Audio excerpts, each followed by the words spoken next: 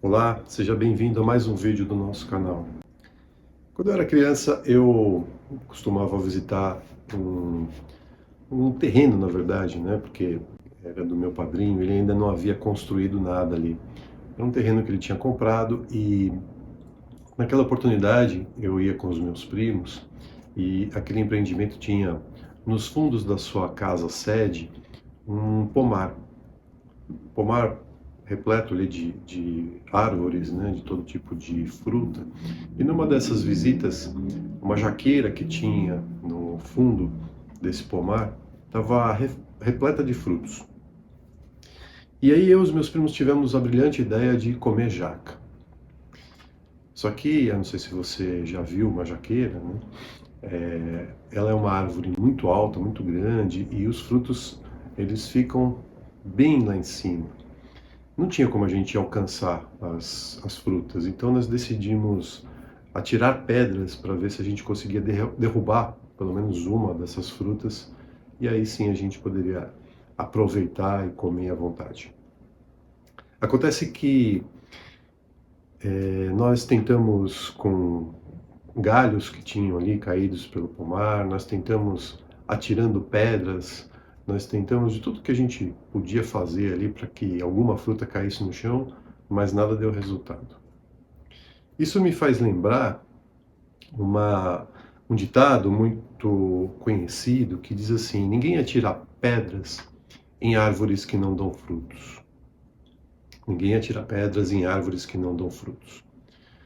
Significa o seguinte: se você está produzindo alguma coisa, se você está fazendo alguma coisa na sua vida e, o produto desse esforço, desse trabalho, está apresentando um resultado positivo, quer seja para você, quer seja para as outras pessoas, você vai ser criticado, você vai ser questionado, você muitas vezes vai ser desestimulado a conseguir, a continuar, porque existe um movimento muito grande, muito intenso de pessoas e até mesmo de entidades espirituais que não querem ver o nosso sucesso, o nosso êxito, principalmente naquilo que significará um benefício para você ou para as outras pessoas.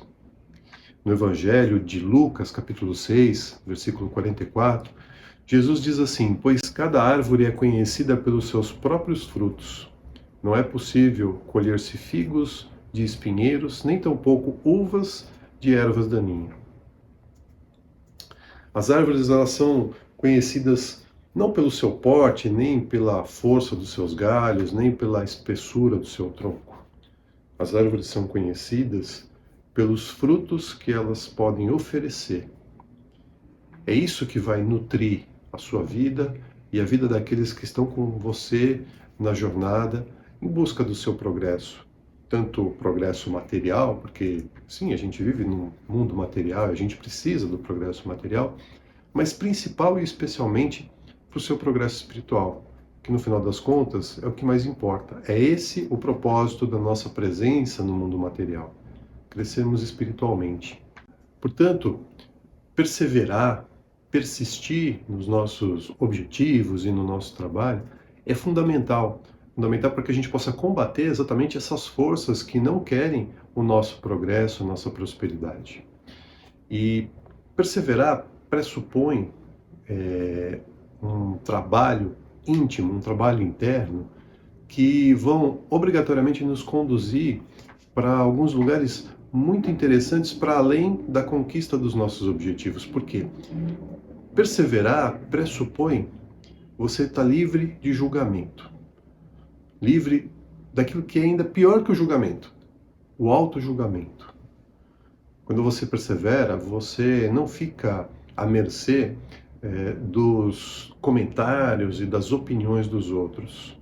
Porque os outros vão comentar, os outros vão falar de você, os outros vão questionar as suas iniciativas, os outros vão dizer que você mudou, que você não é mais o mesmo.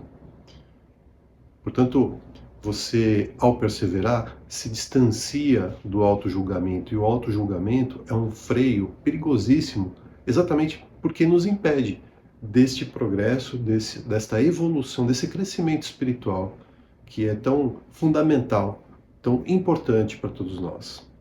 Um outro atributo importante que a perseverança nos oferece é o combate à resistência. A resistência que é um elemento presente nas nossas vidas, na nossa constituição mental. Ela muitas vezes é o grande obstáculo, né? Ela muitas vezes é o grande elemento impeditivo para que a gente dê um passo adiante. Muitas vezes a gente pensa que são as circunstâncias da vida, os acontecimentos da vida, ou mesmo as pessoas que estão conosco na jornada que representam obstáculos, mas não. Na grande maioria das vezes, somos nós mesmos os grandes obstáculos. Existe um livro que eu gosto muito, que eu costumo citar muito nas minhas palestras, que é de um autor americano chamado Steven Pressfield. O título do livro é A Guerra da Arte. Não confunda com aquele outro livro que também é um best-seller, que é A Arte da Guerra. Não, esse é A Guerra da Arte. Nesse livro, Steven Pressfield fala da resistência, fala dessa força que habita dentro de nós e que muitas vezes se torna impeditivo para que a gente dê um passo adiante no nosso progresso, na nossa evolução. Ele vai explicar ali detalhadamente circunstâncias em que muitas vezes nós estamos diante de algo que a gente sabe que vai ser bom para a gente e a gente se bloqueia, a gente para, a gente não dá um passo adiante no sentido de insistir para que aquilo aconteça. Olha só um trechinho do que ele diz no livro. A maioria de nós possui duas vidas, a vida que vivemos e a vida não vivida que existe dentro de nós. Entre as duas, encontra-se a resistência. Segundo ele, a resistência é a força mais tóxica que existe no planeta. Por quê? Porque ela te conhece intimamente. Ela sabe exatamente onde está o seu ponto fraco e é ali que ela vai atuar para impedir que você dê um passo adiante. Perseverar, insistir, significa combater a resistência. E combater a resistência é fundamental para que a gente possa alcançar os nossos objetivos. Em outro trechinho desse livro, Steven Pressfield vai dizer assim: a resistência lhe dirá qualquer coisa para impedi-lo de fazer o seu trabalho. Isso é muito verdadeiro. A gente muitas vezes procrastina em relação a tarefas que a gente sabe que serão importantes para nós, mas a gente vai deixando para depois. Se você não tem um compromisso com um horário pré-definido ou com alguém e não cumprir este compromisso vai significar algum impacto na sua vida, na sua imagem, eventualmente até na sua avaliação em relação a determinado tipo de trabalho, se não há elementos externos que te obrigam a fazer, muitas vezes você deixa de lado. Muitas vezes você deixa de colocar em prática esses projetos. Um exemplo muito bom para a gente poder explicar o que isso significa é a gravação de vídeos como esse. Não existe nenhuma cobrança externa para que se produza conteúdo para publicar no canal. A cobrança é nossa, é interna. E dar um passo adiante, sentar, gravar o vídeo, editar o vídeo, colocar ele no ar, é algo que vai trazer satisfação e prazer para quem faz. Vai também trazer muito conteúdo, muita informação para quem assiste? Vai. Mas é, antes de tudo, um prazer para quem faz. E quem gosta disso, se mobiliza a fazer isso, mas muitas vezes deixa de lado projetos como esse. Por quê? Porque não tem uma cobrança externa. Quando a gente persevera, a gente não abre mão daquilo que faz bem para nós. Isso é importante que a gente tenha em mente. Não vai ser nenhuma força externa que vai impedir a gente de dar um passo adiante naquilo que a gente sabe que vai ser benefício para nós. Não deixe que os acontecimentos externos sejam significativos a ponto de você abrir mão de você. E lembre-se sempre, quanto mais significativa for uma vocação, quanto mais importante for um desejo, um propósito, maior vai ser a resistência em colocá-lo em prática. E maior será a necessidade de perseverarmos em prol do nosso próprio crescimento espiritual, moral e material. A gente fica por aqui. Se esse conteúdo fez sentido para você, se inscreve no canal, ativa as notificações e compartilhe o vídeo.